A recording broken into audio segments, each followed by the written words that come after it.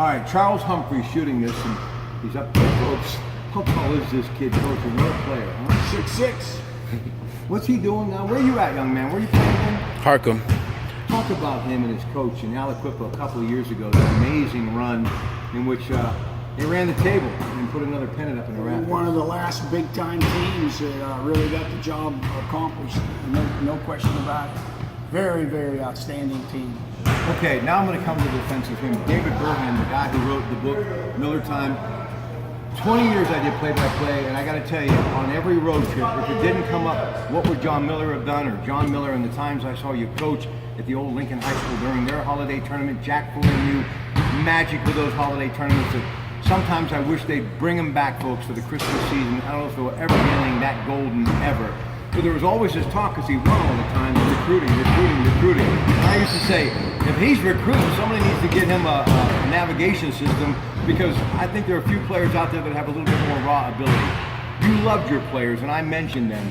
But did you ever get bothered by all of that talk, Coach, that I thought was just total nonsense? No, we were just too busy working out. We were too busy getting ready, right? And you did get ready. Listen, you retire in 05. What is it? 8 WPIL championships, 3 state titles. 4. Oh yeah, that's why the license plate says PIAA 4. I should have known that. Talk to me about why this book. And it really started with your son then, and it wasn't about basketball, but it was drill for skill in a different way that really helped him turn out to be everything that you were a little worried that he wouldn't be. Explain that, David.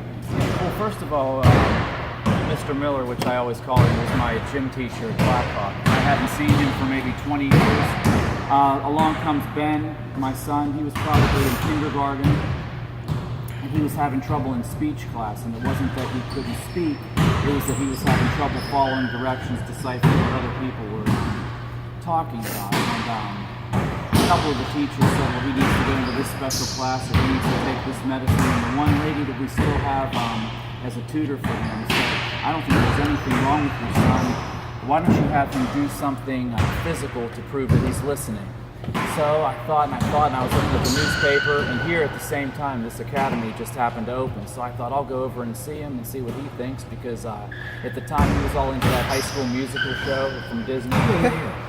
He was into the basketball aspect of it, jumping around or whatever. So here I come in here, and just like I see guys like this guy, 6 foot tall, getting ready for college, 4 or 5 of them, and I have to go over to Coach Miller and say, "Hey, can you help my kindergarten kid learn how to follow directions?" And it was like, no problem. He immediately said, "Yeah, bring him tomorrow. We'll get him started." He took to it like a fish in water. And where is Ben Burhan today? Ben is St. Peter and Paul. He's going to 6th grade. And just like true Miller fashion, last year he won the state competition for foul shots. We went to Hershey and everything. Coming from my athletic stock, which was none, that's like... You and I went to the same school. All right, listen, notice how he chuckled on that one. Yeah. But I will say this, it's never too really late to start. And that really is what drill for skill is all about. And I said I'm going to love on you here, so you're just going to have to get used to it.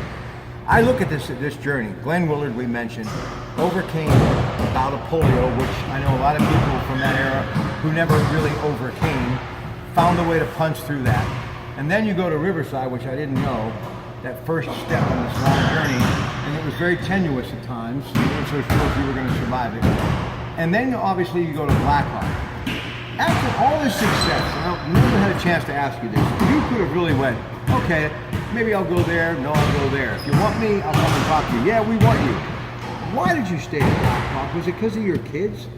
Because you could have basically went anywhere in the country and coached at any level. I don't know. I just enjoyed where I was. My kids were growing up. I was happy.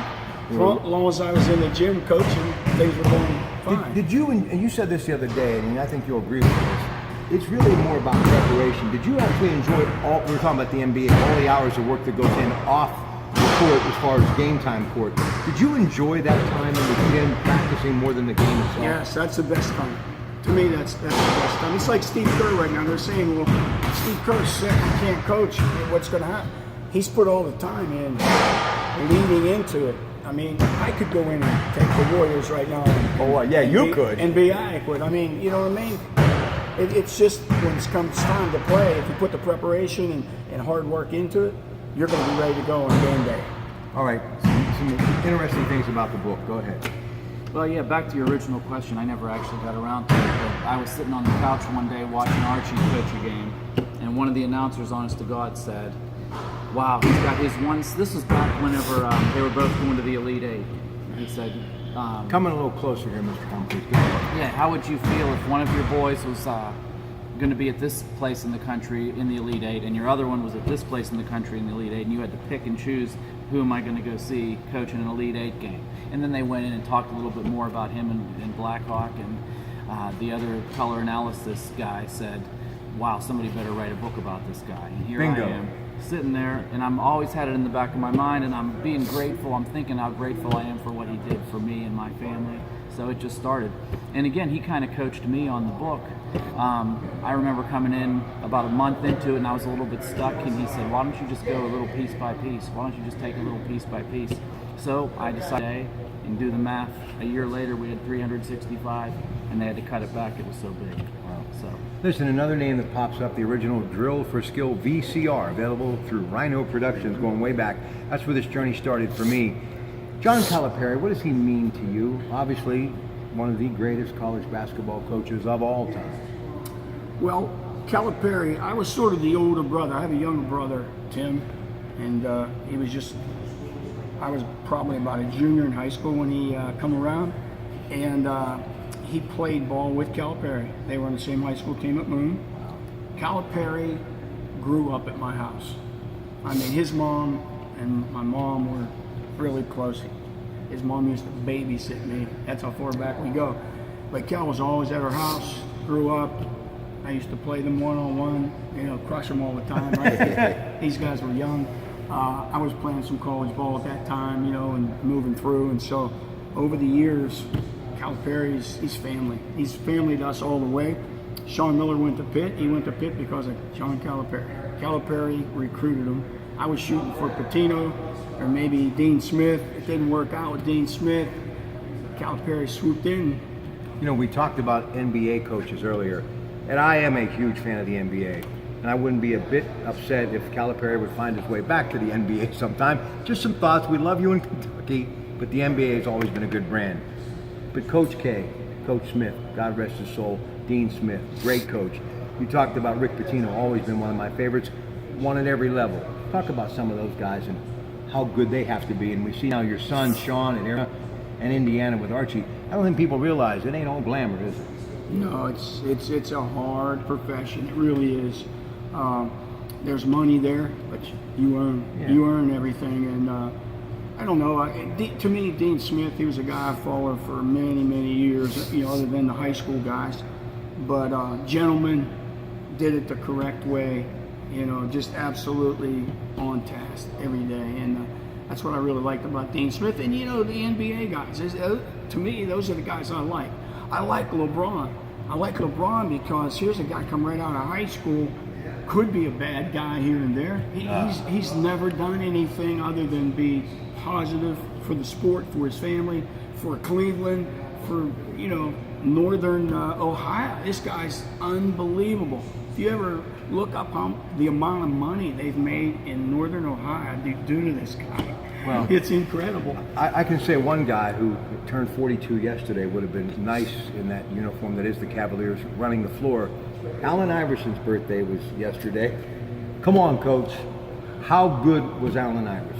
He was unbelievable. There you go. No question. And a great football player, too. Quarterback. Now, I coached the Pittsburgh Jocks AAU team for many years.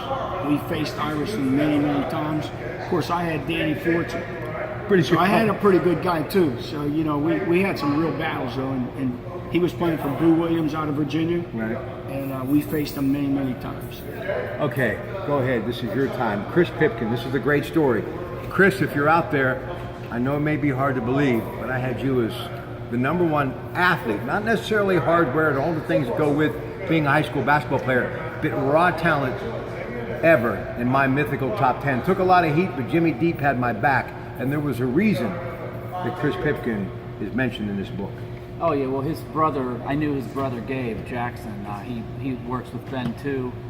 He's kind of like the yin and the yang to the Miller way. He fits perfect, and I mean, even to this day, and Gabe is probably around my age, and he was going to go over to Europe to play in a league. I think he's still going to go this fall, and he just said, "Dave, can you rebound for me?" And I did, and it was amazing. He was still making 3-pointers, like he made like 12 in a row, and it's just like he was throwing a baseball, something easy. All right, Coach, talk about Pipkin's athletic ability. That's enough love for you, Chris, okay? But you were one whale of a basketball player. Still has the record for the Blackhawk Christmas tournament. I believe it's 49. He had 49 in a game against really good competition. And tremendous jumper, tremendous athleticism. And made his way. He made his way. You know, was a fine college. I believe Eastern Michigan. Eastern Michigan, and did a nice job there. And I think today he might be a state trooper. He is. State trooper. He's big. He's about 300 pounds. You don't want to mess with old Chris Pipkin. All right, listen. Just like a player, what's the time on that recording there, Mr. Humphries? Where are we at? 11 minutes, 5 seconds. All right, when we get to 14, let me know, okay? We got about 4 minutes left. From the heart now. You're so humble. I've never seen you ever love on yourself. Your kids, yeah, unless they were playing basketball and it was discipline across the board no matter who you were. Did you ever think that this book, he would do this? I mean, I can see it, long overdue, he can see it. But how does this make you feel? And your parents and growing up, you talked about Calipari and your family and just where it all started and where you are today and your beautiful grandkids, your wife, you survived it all.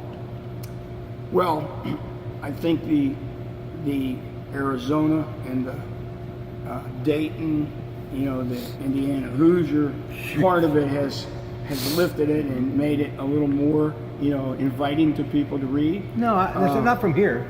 I mean, no offense to your boys. You're right. But this is Miller time. I mean, that's their time. This is our time, right?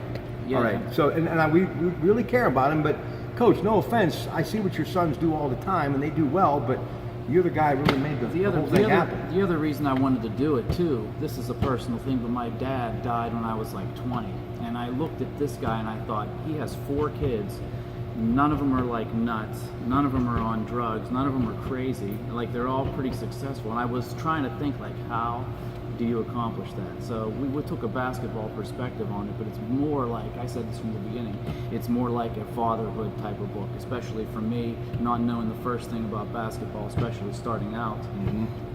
It's more of a personal book instead of a basketball book. Basketball, of course, is going to be thrown in there, but a lot of the stories are about, you know, how he made his kids feel on the way to the game while he was in the car with them, how he taught them life lessons through basketball. You know, Lisa said the one thing about, he always said the sun's going to come up tomorrow.